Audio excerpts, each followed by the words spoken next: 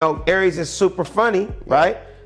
Impressions amazing, but he's an angry guy. Yeah. He's an upset, bitter type guy. Yeah. I don't have that story. One thing I noticed about you is you do still work with millennials. You tend Absolutely. to vibe with them. So that kind of leads me back to the question of when you were coming up, how were the OGs treating you? Did you have people embrace you, or did they kind of didn't show you love? Right. Well, to answer your question as far as OGs embracing me, I was real lucky because some of the biggest OGs embraced me, and the only reason they embraced me is because I was funny. It's the only way, I would have became friends with Eddie Murphy. The only way I would have became friends with the Wayans family.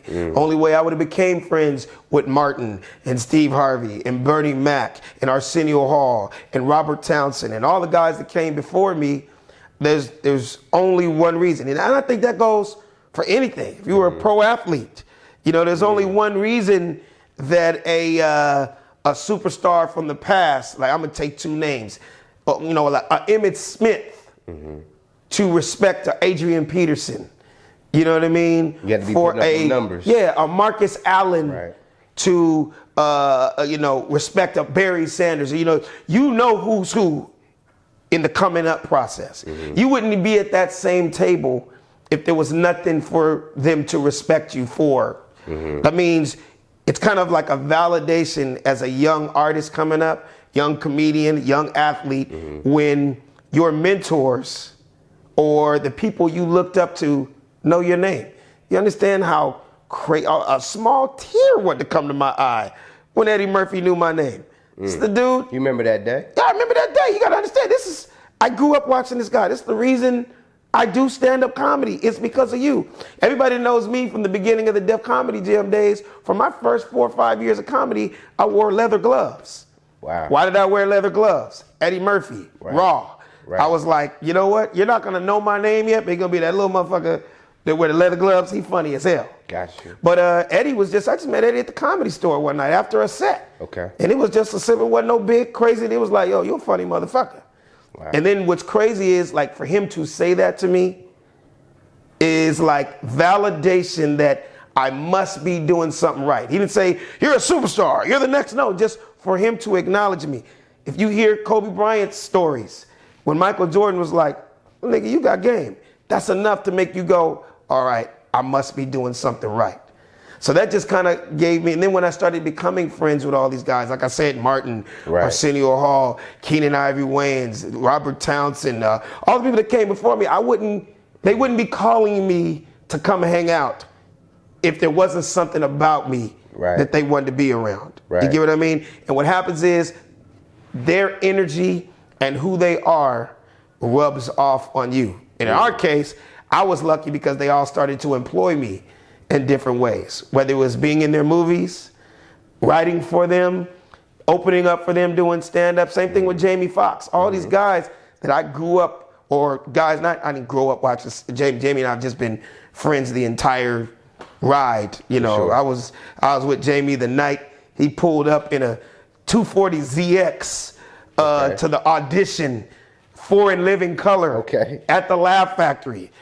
Shaking Keenan Ivory Wayans' hand. Hi, my name is, to where he is today. So I commend Jamie, man. Being around him all these years, that kind of stuff rubs off on you. They're being on his TV show for years, that kind of stuff, being around stand-up. Just him as a person, I'm proud of him being a triple threat. Being an amazing actor, he can sing his ass off, and he's funny as hell. That kind of stuff rubs off on you. Well, you know what's so this is going to be like something I wanted to kind of dive into later, but it's the perfect time. Since we're on the topic, right? You kind of mentioned, like, your experiences with these guys. You get to hang out with them. What are you kind of getting out of that? Because we had a conversation with Aries Spears. Did you see he kind of threw a jab at you? I saw that. I saw the whole thing. Okay. And we talked afterwards. Okay. And I'm not mad at Aries Spears. Okay. Because we're two completely different people. It kills me the loyalty some of you dudes have when it's like, when you use that word friend. Yo, that's my man. 3 of the funniest comedians I know, Alex Thomas, Chris Spencer, and Daryl Heath. They know Eddie Murphy. They're friends with Eddie Murphy. They've called me on several occasions and went, yo, Eddie's having watching the fight at the house. Eddie's a huge fight fan. Yo, come to the house, yo. And hang out with Eddie. I would love to hang out with Eddie Murphy. But at the same time, I'm not gonna be anybody's court jester. You know, they go over there, they make Eddie laugh, and no disrespect to any of them. And I hope if Chris, Daryl, or Alex see this, y'all don't take this the wrong way. But I know y'all go over there, y'all make Eddie laugh, y'all have fun with Eddie. And I can't do that. I can't be in front of Eddie Murphy playing court jester. And it's like, if we funny to you, where's the show that's produced by you with us in it? Where's the movie roles in your movie? I mean, come on, man. If we really gonna play this game of that's my man, I respect y'all, I respect your talent, help niggas eat. I'm a personality guy. People like me. People love me. I'm a fun guy. I was never an angry, upset comedian. Right. You know, Aries is super funny, right? Impressions amazing, but he's an angry guy. Yeah. He's an upset, bitter type guy. Yeah. I don't have that story. So, yeah, man, relationships was everything to me.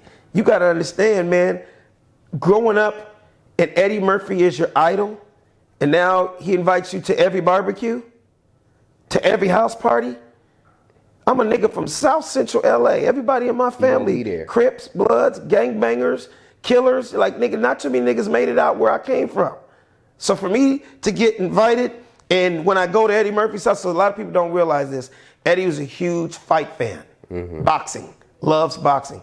When I tell you, if I had to say, I'm exaggerating when I say this, but I just got to say, let's just say from 1995 to damn near 2015, 95 to 2015, I've probably been to 100 fight parties or parties over Eddie Murphy's house, right? And I'm talking that's from the Tyson days to the Floyd Mayweather generation, right? When I tell you every star on the planet is at this nigga's house. So imagine me coming up, being a young comic, and I'm exposed to this. I'm around this. I'm like, this is the life I want. And hey, man, I become great friends with this dude, right?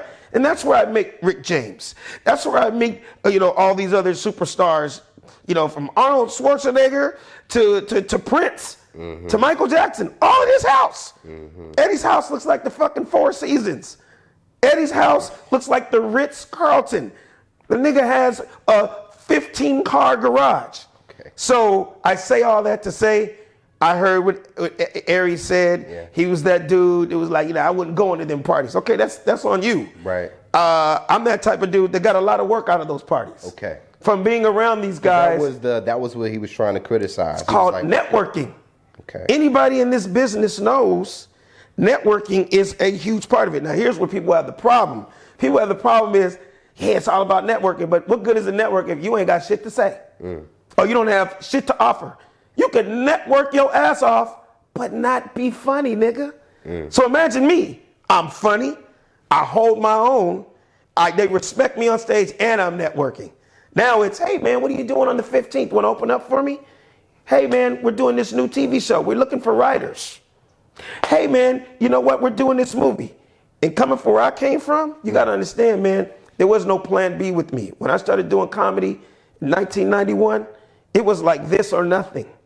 Okay. No, I didn't go to college. I went to college for 20 minutes. That shit didn't work out for me. When I said, I'm going to be an entertainer, anything and everything that had to do with entertainment, I was going to do to not have to have a regular job. And here I am almost 30 years later, never had a regular job. For me to be able to write for all these people, I was that dude that did it all. When I say did it all, meaning I wrote for people, I did stand-up, I did movies, I did TV, I did animation, I did warm-up on some of the biggest shows all time. The point is, it's all entertainment and not having to go get a regular job. Right. I'm not knocking anybody that's watching this that had to get that regular job.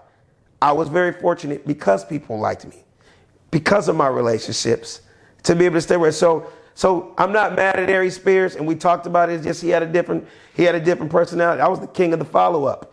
I'm that nigga. If I meet Arsenio Hall over by the barbecue by Eddie's pool, and he gave me his number, I'm calling that nigga the next day. Yeah, when I meet Robert Townsend, I'm calling that dude. When I meet Keenan Ivory Wayans, when I meet Damon Wayans, I'm calling him. Like, this little nigga really called me.